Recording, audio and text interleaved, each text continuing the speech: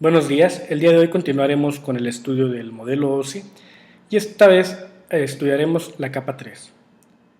Este es un tema amplio, por lo tanto lo veremos a lo largo de varios videos, pero por lo pronto el día de hoy iniciaremos con uno de los puntos fundamentales, que es el direccionamiento lógico. Como ya hemos visto anteriormente, la capa 3 corresponde a la capa de red del modelo OSI, justo después de la capa de enlace. Y las funciones principales de esta capa es el direccionamiento lógico de las interfaces. Esto quiere decir que mientras en la capa 2 se asignaba una dirección física a cada una interfaz de red, en la capa 3 se asigna una dirección lógica, con lo que finalmente se logra identificar plenamente un dispositivo dentro de una red. La dirección IP viene del protocolo de Internet Protocol, que es un protocolo no orientado a conexión. ¿A qué se refiere?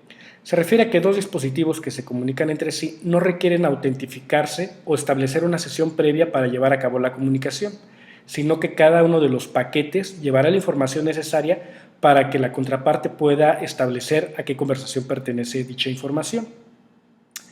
El servicio de datagramas no confiable se refiere a que esta capa no será la encargada de validar que la información llegue íntegra. Eso lo delegará a capas posteriores o a capas superiores y a otros protocolos que posteriormente veremos. Actualmente, la versión que está más utilizada a nivel mundial es IP versión 4. Sin embargo, ya se está implementando IP versión 6 y está gradualmente accediéndose o instalándose a nivel mundial. Veremos en un video posterior cómo es el estatus o cómo va el estado de esta implementación. Bien, como ya hemos mencionado, el direccionamiento IP es un direccionamiento lógico. Esto quiere decir que se podrá modificar a voluntad del usuario, es decir, el usuario o el administrador será el encargado de configurar dicha información. Vamos a entender cómo es la estructura de la dirección IP. La dirección IP consta de 32 bits, los cuales generalmente se representan en forma decimal y divididos en 8. Es decir, aquí este número representa el valor decimal de 8 bits, este de otro octeto de bits, este de otro octeto y finalmente este. Entonces, una dirección IP está conformada de 4 octetos de bits separados por puntos que dan un total de 32 bits. Vamos a entender un poquito más a profundidad, pero vamos a ver primero cómo es que se representa en forma binaria los dígitos decimales. Aquí se altera un poco la lámina, pero tenemos que 2 a la 0 es 1 y se representa en su valor binario de esta manera. 2 a la 1 por su parte, su valor decimal es 2 y esta es su representación binaria. Y así sucesivamente. 2 a la 2 es 4, 2 al cubo es 8, 2 a la 4 es 16, 2 a la 5 es 32, 2 a la 6 es 64 y 2 a la 7 es 128. Y estas son sus representaciones binarias. Como ven, 2 a la 7 se representa con el último bit puesto en 1, ¿de acuerdo? Eso quiere decir que si yo sumara todos estos valores, el máximo valor que puedo representar utilizando 8 bits sería justamente la suma de estos valores decimales, que es un total de 255. ¿De acuerdo? Vamos a hacer un ejemplo. Si yo tengo esta dirección IP representada en forma decimal, ¿cuál sería su valor binario? Si yo obtengo 192, entonces, bueno, antes que nada, fíjense que aquí estoy representando en esta tablita cada una de las posiciones de los 8 bits. 2 a la 0 vale 1, 2 a la 1 vale 2, 2 a la 2, 4 y así sucesivamente. ¿De acuerdo? Entonces 192 lo obtendría sumando 128, pero 128 aún no logra llegar a 192. Si le sumo 64, entonces ahora sí obtengo el valor de 192, es decir, sumando 128 y 64 obtengo el valor de 192 decimal. Por lo tanto, su representación binaria quedaría de esta manera. Para obtener 168, nuevamente tendría que sumar 128, pero si sumo 64 ya supera los 168, entonces no puede ser 64. Si sumo 32, 128 más 32 me da 160, por lo tanto, esto sí lo integro.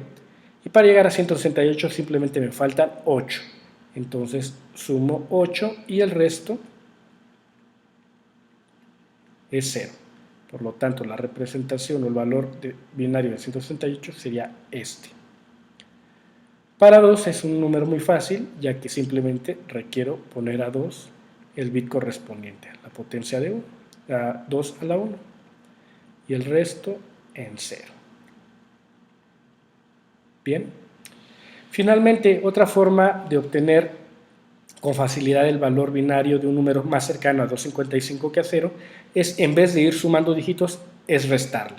Ya sabemos que si yo pongo a 1 todos estos bits, la suma sería 255. Entonces, para obtener 233 le tengo que restar los bits que me dieran 22, ya que 233 más 22 es 255. Entonces, ¿cómo obtendría 22? 22 tendría 16, entonces aquí pongo 0. Si le sumara 8 ya me excedo, por lo tanto este no va a ser. Pero si le sumo 4, llevo 20 y 2 es 22. Entonces, restándole a 255 esos bits, obtengo 233. Bien, perfecto. Entonces aquí ya tengo la representación binaria de esta dirección IP que se muestra en forma decimal. Ahora, una dirección IP está conformada de dos elementos. La primera parte representará la dirección de red y la segunda parte la dirección del host. ¿A qué se refiere esto? Para que un dispositivo sea ubicado plenamente dentro de una red o una interfaz de red sea ubicado dentro de la red, se requiere identificar la red y el host.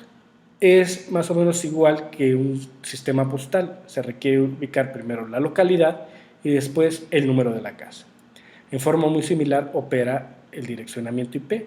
Pero aquí tenemos una complicación y es cómo yo sé qué bits de estos representan la red y cuáles representan el host. No es algo que se pueda definir en forma visual. Se requiere, o a primera vista, se requiere otros elementos.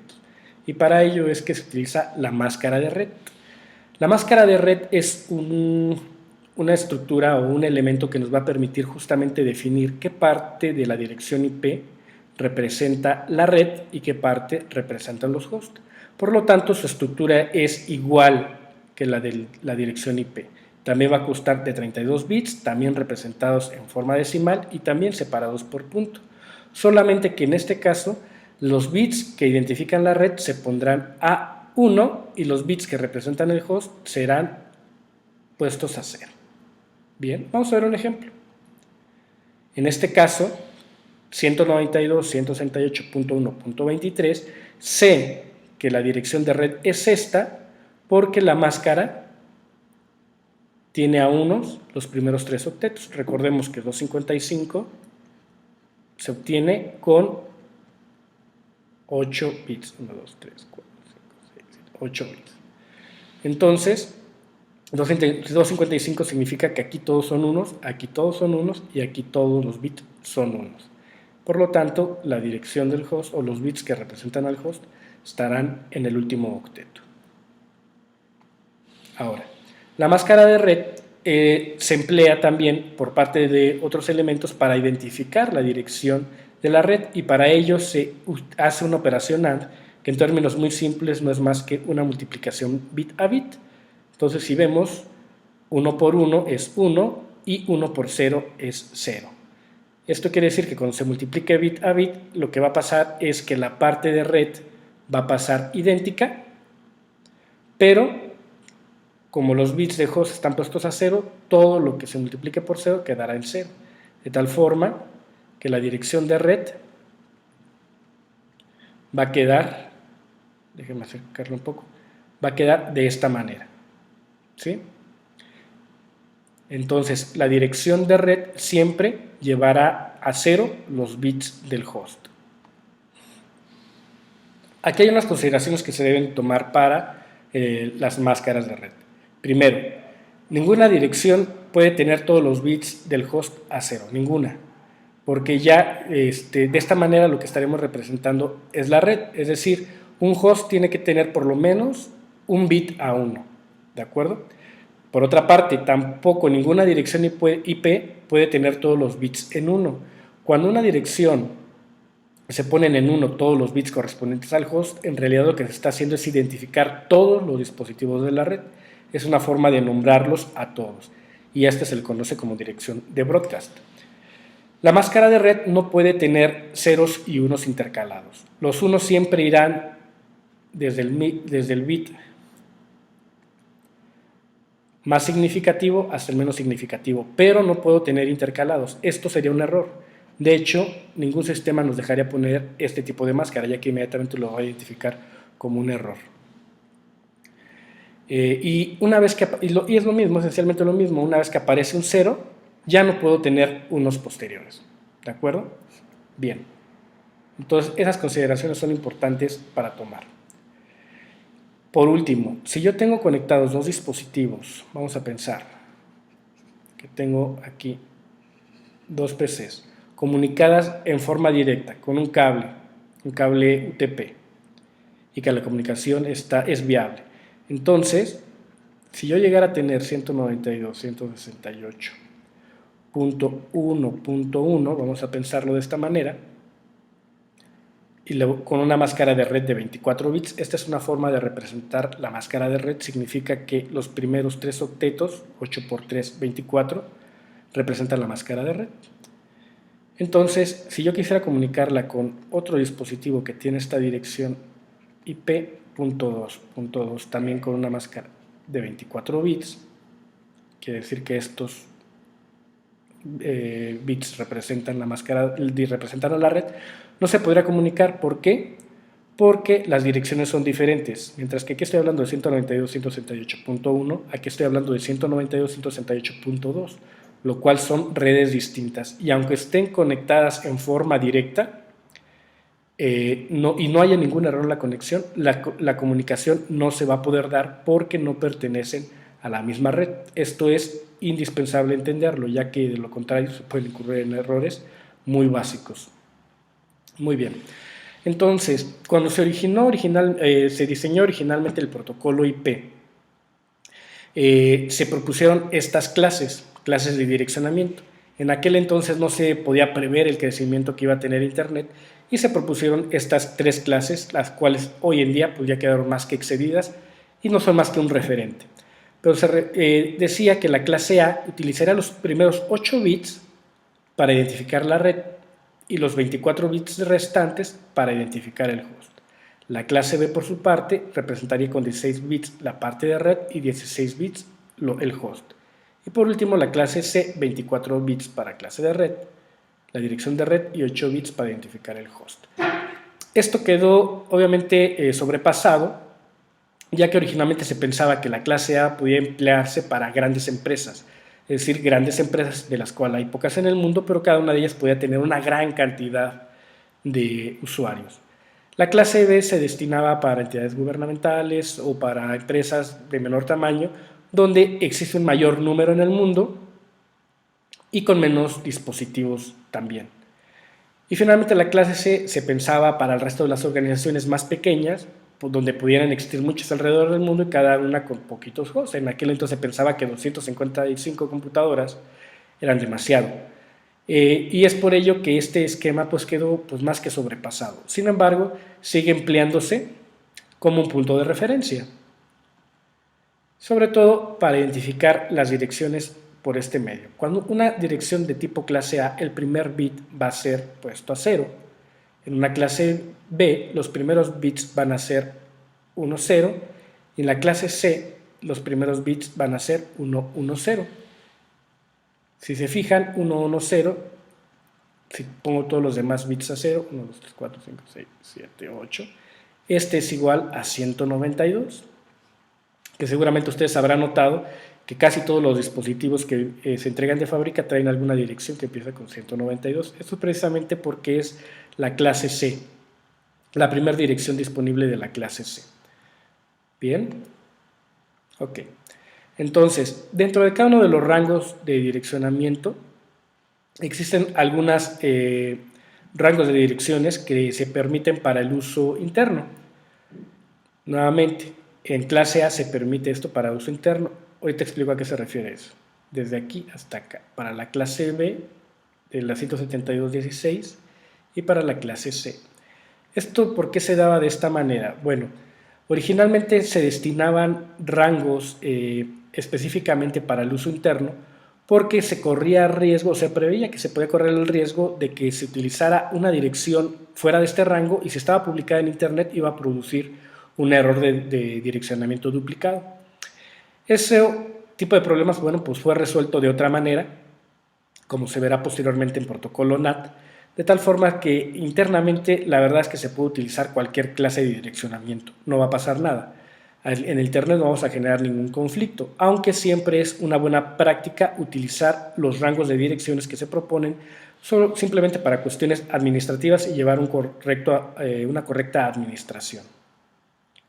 Finalmente, si nosotros disponemos de un sistema Windows para ubicar cuál es la dirección IP de nuestra computadora o de nuestras interfaces de red, podemos utilizar el comando ipconfig. El --gol no es indispensable para ver la dirección IP. Y entonces aquí vemos, por ejemplo, que esta es la dirección IP, en este caso, de esta interfaz.